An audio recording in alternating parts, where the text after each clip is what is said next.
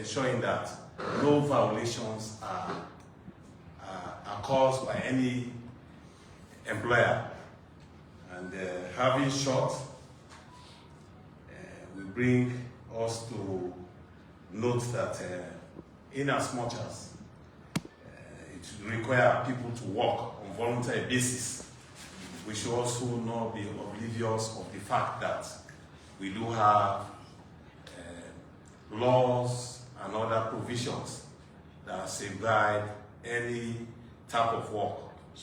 So we are happy for this laudable venture, and since it's now a policy, and I know to graduate maybe later to developing a law.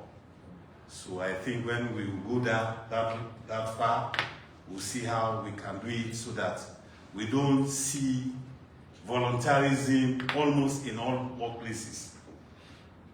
Maybe the organizer will not like me to say that, but I will say it. The greatest violator of labor laws in this country is government and government-related institutions. They don't respect labor laws at all.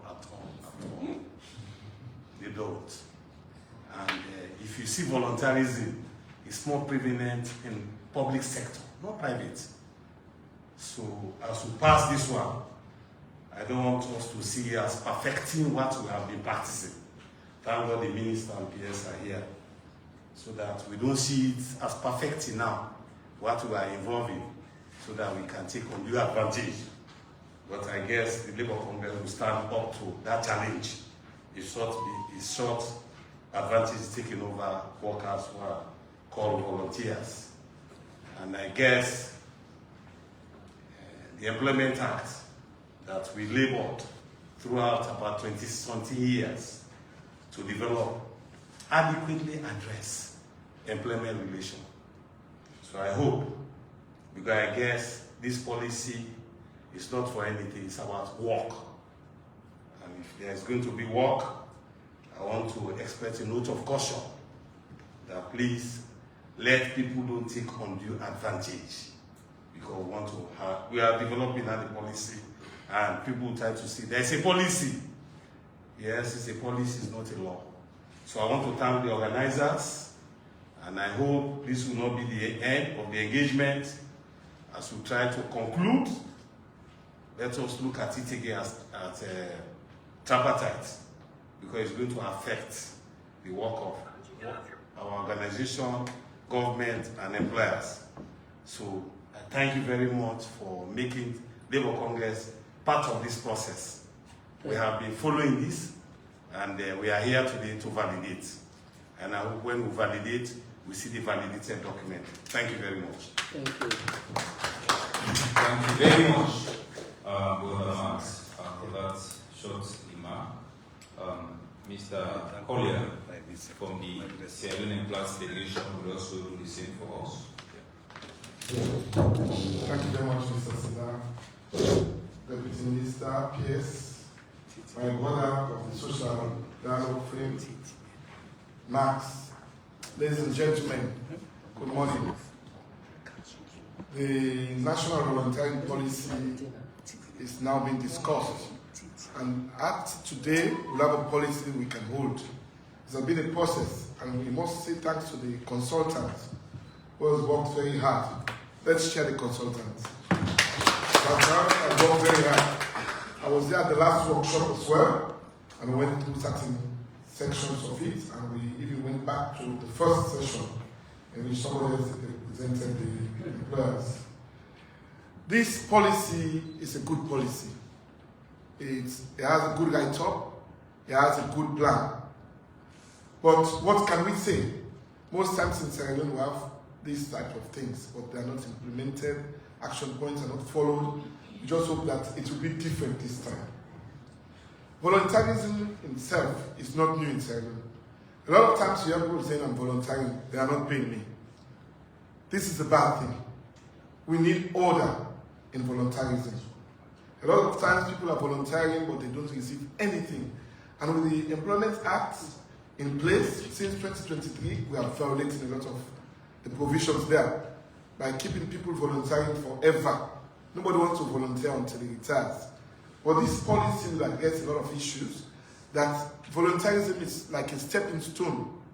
You gain experience and you think of being confirmed permanently on the job. You're not going to be a volunteer forever. In Employers Federation, we mostly look at the private sector. And most times the private sector is not informed enough. They are not part of the dialogue. They are not part of the stakeholder discussions and engagement. For some of them, in this particular policy, some have come once, some have come twice, some are not coming the third time. So it's not consistent. But I can tell the Employers Federation is there. Will help in the sensitization process. We need to sensitize the public. We need to sensitize the government. Private sector, of course. And we need to do periodic review. Maybe all what we have written is fine on paper. But when you put them into practice, it's not fine. So we should make room for review, whether it's fitting to what we want, and whether we're attracting the people we want to attract. You know, we have a lot of universities, we have a lot of graduates. I can remember our days after Survey College in the 80s, early 80s, when Shaka still was president. We had classes of 20, 22, 23, 24, and 25 the lecturers will say the classes are full. Now we have classes of 200. And we have credits of 1,000, 2,000. So this volunteerism can be a stepping stone, because what you learn in the university is not enough to give you a job. You need to learn on the job. You need to be inducted again and trained. So we welcome this issue, and I'm going to tell the private sector, our members, our membership, to this is a fantastic start as we count down to a permanent job and a permanent process. So let's look forward to it. Let's encourage it. Let's support it. We wish the best for this policy until a law will be attached to it, which will enforce it properly. I thank you all for your attention. Thank you. Thank you very much, sir. Volunteering is a key stepping stone to achieving both global and national development outcomes. And so everybody should be on board so that it could be owned by everybody and implemented by all. My brother from BSO will have to introduce himself again, then also be another short statement. Okay. My name is Stephen Alex Kumba, and I'm the country director of BSO Leone. We want to thank the Ministry of Labour for giving us the opportunity for us to participate in this process. As we all know, BSO, the B itself is voluntary. So BSO takes or attach importance to this process. We all understand that BSO started working in Sierra Leone about 50 years now. And our work has been actually with the volunteers. We work with both national and international volunteers. Our work cannot be completed without the involvement of the volunteers. So we value the work of the volunteers very seriously. So when we are contacted by the ministry to participate in this process, to make sure that we have a policy in place that will help not only to guide BSO in this process, but also to guide other organizations, it's like we say to the ministry, it was a great job. And I think that we have been following up on this process, we have been making the contributions that we can, and up to this level, we have the ministry to make sure that this policy is validated. When we look at the policy, why BSO attach importance to this policy is that we value the work of the volunteers. We know that everyone of us, if not everyone of us, but most of us, including myself, started as a volunteer. And so if we provide maximum support to people who are volunteering, they can grow. I told my staff in the office when I was in Guinea, as a refugee, I started as a volunteer. And they gave me transport, and sometimes I went to my director and said, oh, the work is very hard, and I will take my friend, you can sit down. That actually, the NGO perspective at that time, the volunteers were like, If you want, you take it. If you don't want to leave it. But coming to this level, understanding that volunteers have the same rights as any other person, and in fact, their contribution to VSO is even more important than we the staff.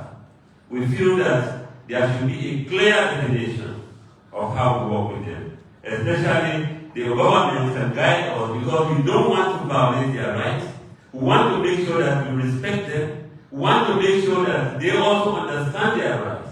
And who will guide us in this process is the government. And so, if the ministry has taken up this process to this level, I think it's congratulations. And we are with you. We want to commit our support from this end onto the approval of this policy or at any level. We are available to continue to work with you. We are available to support you. And we are available to respect this policy once it is validated and confirmed by the government. We'll make sure that any provision that is being put in this policy for us to respect, VSO will be a champion. We want to say thank you, and we are here. We have received the draft of the policy, and we have read the policy. Actually, the content of the policy is very, very great. I want to thank the consultants for the work that they have done. It's a great job. We have made some contributions that we are here to provide, just to make sure that, whatever you have done, our concerns are also heard, and that our contribution is taken into account. So I'm here with my technicians. I am not actually a very good technician, but my technicians are here who will provide those feedback to the group here so that we all make this document a viable working document for Sierra Leone. I want to say thank you, and I want to also emphasize that volunteerism is our work. For 50 years now, we have just been working with the volunteers. At the moment, we have over 10 to 11 volunteers working with us, national volunteers recruited, and they are right now working on the field while we are here. So you see, why we respect them, their work is really, really important. And we feel that our volunteerism approach is actually that we put the volunteers at the front to make sure that our dreams are realized. So I want to say again, thank you, the ministry, and we are with you. Thank you. Thank you very much, sir. Now the next person in line to make a statement or the keynote address is the Honorable Deputy Minister of Labour, Mr. Lansana Mohamed Guia. But before that, we'd like to recognize the presence of Violet, the Volunteer Involving Organization Network. It's an umbrella organization of organizations that are involved in volunteering activity in Sierra Leone. And they are here. They've also worked with the ministry with respect to developing this document and the initial processes. They were with us, and even up to date, they are with us. So we want to actually welcome them and also recognize their presence. My brother, yes, after this. Okay. So, Mr. Minister.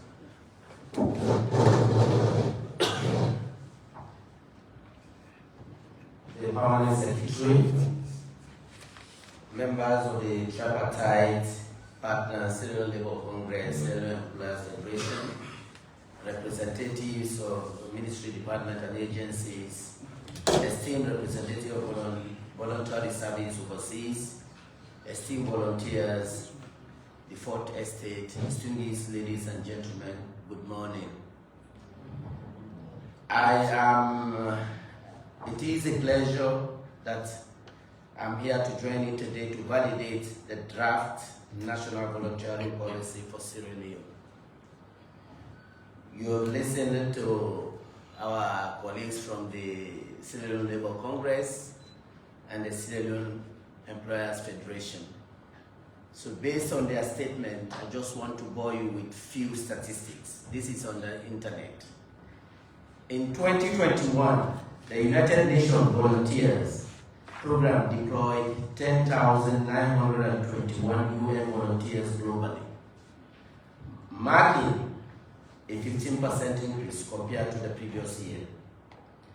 These dedicated volunteers supported 56 United Nations entities across 160 countries and territories. The largest number of UN volunteers was in Africa, with a 9% increase from 2020. Latin America, the Caribbean also saw a significant rise of 36% in the number of volunteers. Other regions, including Asia, the Pacific, Arab states and Europe, and the Commonwealth of Independent States also benefited from growing volunteer participation.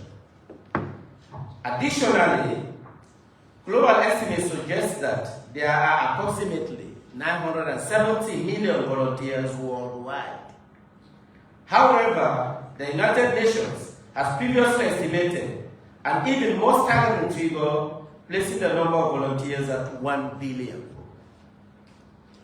These volunteers contribute their time, their skills, and passion to various causes, making a positive impact on development, peace, security, and human rights. Volunteers play a crucial role in shaping our world, and their work deserves recognition and appreciation. Whether it is supporting the local communities, advocating for social change, or responding to crises, volunteers contribute significantly to building a better future for all of us. So this shows that the work of volunteers are very important. In another survey report that I got from the internet, Deloitte survey report, 81% of volunteers believe that their companies must support better volunteer activities to enhance the working environment. In the United States, it is estimated that each volunteer hour costs around $29.95 US. This is to answer to the challenges my colleague was saying. Around the world, for the volunteer activities, almost 60% of companies have offered paid time off in 2022. Whereas 80% of companies with volunteers grant programs give between $8 to $15 per volunteer hour. Volunteer grants were offered to by 40% of 4,500 companies. 25% of American adults have volunteered their energy, time, and talent to make a difference, which is approximately 63 million people. By the end of 2022, women volunteers were having higher rates than men. So where are we on this? His Excellency is saying we need at least 30% women representatives. I know in the sector it will be more than that. So these are just a few examples. 4 important non-profit organizations, area of volunteers are 34.1% in religious organizations, 26% in educational, 14.9% social service, and 7.3% health. However, as a nation, several of our citizenry have contributed in diverse ways in the health sector, education sector, agriculture, youth corps, and many more. Examples, two few examples. Like when we had Ebola in 2014, and when we had the COVID in 2019. Majority of the volunteers use this as a means to either gain employment, acquire skills, or acquire little stipend to address the challenging unemployment situation in the country. However, as a nation, we lack the guiding principles that will serve as a blueprint for all those engaged in the art of volunteerism. The volunteers and those organizations they volunteer to serve. At another level, because the work of volunteers is important, UN General Assembly had a resolution in 2018 titled Volunteering for the 2030 Agenda for Sustainable Development. And it says development encourages the participation of and integration of all people, including youth, older persons, women, migrants, refugees, persons with disability, minorities, and other marginalized groups in volunteering activities. So as we come down to our level, His Excellency, when we assumed authority, directed that we needed to take on board the necessary reforms. That's why the labor law my colleagues spoke about, the Employment Act 2023, the Migration Act, and the Work Permit Act, all of these were reforms done under the leadership of His Excellency. Because since 1996, when they started the review of the labor laws, it has only been realized under the leadership of His Excellency that what we do. The government, in its effort to promote development in various sectors, has identified volunteerism as a strategic tool to sustainable development. In view of the recognition of the role volunteers and volunteering involved organizations play towards the realization of national development outcomes, as articulated in the government medium-term National Development Plan 2024 to 2030, in the Big Five Game Changers, the Ministry of Employment, Labor and Social Security, in collaboration with relevant ministries, departments and agencies of government and volunteer involvement organization, example Violet, commenced work since 2021 on the development of a national volunteering policy to promote volunteerism in national development outcomes. The intended policy is expected to provide a policy framework to support the role of volunteers and volunteer involvement organizations in their effort to contribute to national development outcomes. Consequence on the above, a draft national volunteering policy has been developed through consultation with stakeholders at regional level with support from our partners, namely the Voluntary Service Overseas, and the Volunteer Involvement Organization Network Violet, which is an umbrella organization contributing to the development of volunteerism sector in Sierra Leone. Today, we are gathered here to critique what has been done to make it better. As we validate, because I have also gone through it, I urge all of us here to pay attention to the following, and also for the consultant. Who should lead in the implementation of the policy? A unity within the MES, Ministry of Labor, Employment and Social Security, or a board taking into consideration the financial challenges that we have in the country?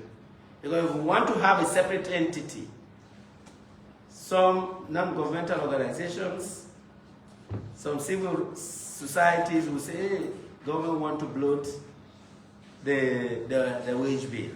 And if you are setting another institution, it also has to go with cost. So we need to critically look at this. The funding mechanism, I've read the report, but will not pinpoint what do we want to have. You are proposing that the Minister of Finance would have to look at it. But should push come to shove, it's very difficult to, because I've been in government now for at least 5 years, 7 months.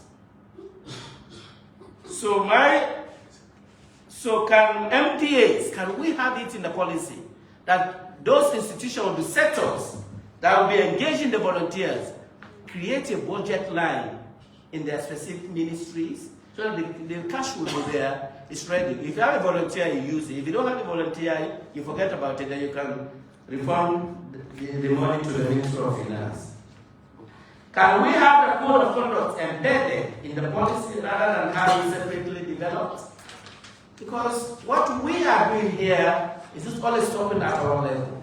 It has to be presented to cabinet for approval before it becomes effective in our country. I also want us to look at this. Can we have a cap on the minimum to be given as stipend to volunteers? Example, the youth corps that we had. Those that were deployed, I think last year or year before last, we had a hue and cry. They were sent to institutions. The stipends that were agreed to be given were not. and people were raising concerns. So, are we going to say, if someone volunteers, is volunteering the time, though he's there to learn a skill, he wants to use that as a stepping stone to employment, like the teachers, the nurses. We have thousands of them, or hundreds or even thousands of them. So can we have a cap in the policy that whosoever volunteers, or whosoever, or whatever institution accept to take a volunteer, this is the amount you have to give as stipend for transport, maybe the daily consumptions. So I want to, on behalf of His Excellency the President and my minister, who is on abundantly absent, wish you well in the deliberation. I hope this gathering of noble individuals will present a blueprint worth presenting to Cabinet for approval. I want to thank you. I would have loved to be here, but I also have another assignment. I'll be going to the House of Parliament to brief our Member of Parliament on our migration issues. So please, I would have to take excuse as I end my statement on behalf of my minister and the entire team. I want to thank all of you here. Please pay attention and bring your suggestions. I want to thank our tripartite partners. He always wants to scare the government, but we are not scared. Eh? We are here to work together. We dialogue. That's the essence. Eh? When we dialogue, we will come to the common point, the common ground. Thank you so much.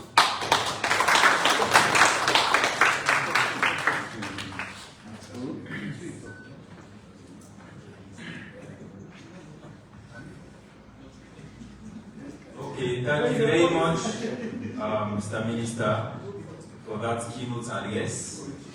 And so, this is the end of the opening ceremony, but gracefully we move to take a group photo to mark this session, and then also we go for tea break. So, we can take a group photo here.